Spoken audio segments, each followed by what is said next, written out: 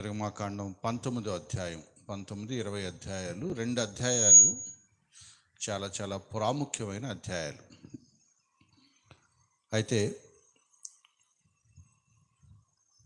ఐగుప్తు దేశంలోంచి ఇశ్రాయేలు ప్రజలు బయటకు వచ్చిన తర్వాత 19 అధ్యాయం ప్రారంభంలో దేవుడు వాళ్ళతో, మీరు ప్రత్యేకించబడిన జనాంగము, నా స్వకీయ సంపాద్యము, నేను ఏర్పరచుకున్న ప్రజలుగా మీరు ఉండాలి అని చెబుతూ 20వ అధ్యాయంలో వాళ్ళకి 10 ఆజ్ఞలు ఇచ్చినట్టుగా మనం చూస్తాం. ఈ 10 ఆజ్ఞలు మనకి అలవాటే, తెలిసిన పదాలే. కానీ పాత నిబంధన యొక్క సారాంశం ఈ 10 ఆజ్ఞల్లో ఉంది. పాత నిబంధన యొక్క ఉద్దేశ ప్రమాణాలు ఈ 10 ఆజ్ఞల్లో ఉన్నాయి.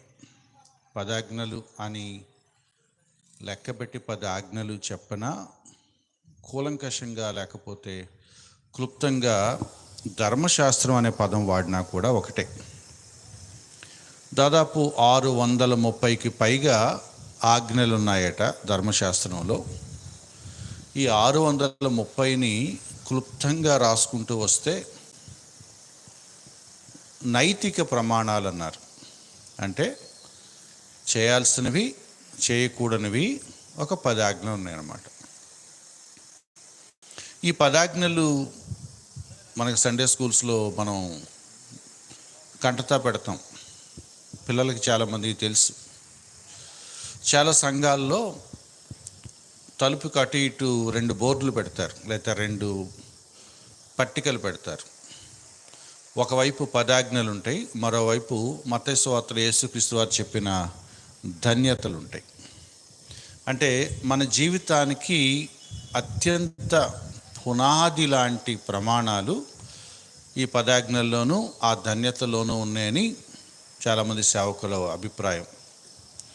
పాత నిబంధన అంతా క్రోడీకరిస్తే 10 ఆజ్ఞలు, కొత్త నిబంధన అంతా క్రోడీకరిస్తే ఈ ధన్యతలు. ఇవి 9, అవి 10. అయితే మనం ఈ రాత్రి 10 ఆజ్ఞల గురించిన ఒక క్లుప్తమైన వివరణ మీకు ఇచ్చే ప్రయత్నం చేస్తున్నాను. 10 ఆజ్ఞలు దేనికి, ఎందుకు దేవుడు 10 ఆజ్ఞలు ఇచ్చాడు, 10 ఆజ్ఞల యొక్క ఉద్దేశం ఏంటి? నిర్గమాకాండం 20వ అధ్యాయం 20వ వచనం మీరు చూడగలిగితే, అందుకు మోషే, భయపడకుడి, మిమ్మును పరీక్షించుటకును మీరు పాపం చేయకుండానట్లు ఆయన భయం మీకు కలుగుటకును దేవుడు వేంచేసినని ప్రజలతో చెప్పాను. ఈ వచనం గుర్తుపెట్టుకోండి.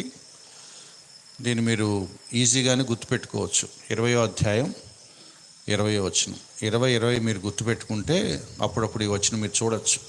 నిర్గమాకాండం 20వ అధ్యాయం 20వ వచనం ఏముంది?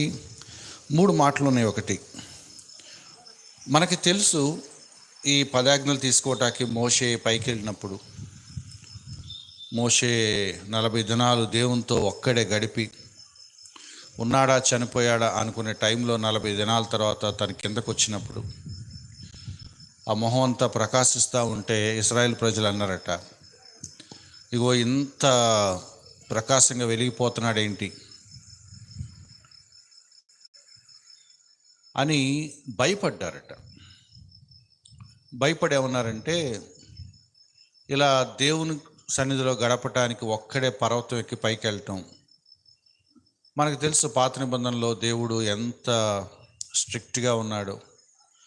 కొంచెం పొరపాటు జరిగినా వాళ్ళు అక్కడక్కడే రాలి పడిపోయి చనిపోవటం మనం చూస్తాం.